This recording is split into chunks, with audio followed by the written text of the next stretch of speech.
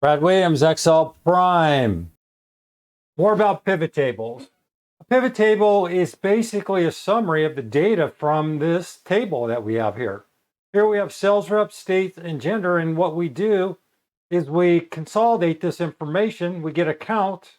What we wanted to generate here is gender, male or female, and total. Well, this is a simple, very simple layout of a pivot table, but this is your pivot table. And over here on the right is the data. We can manipulate this to represent a combination of, be it sales rep or state or gender or count. We can do it we can get a count by states. We can get a count by gender. We just have a whole lot of variety here. We can go in here. We can filter, add, we can subtract, change this grand total to another figure.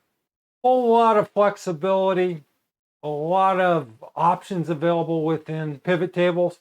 But this took literally seconds to draw up. And we'll get into how we do that next. Brad Williams, XL Prime, thanks for your time.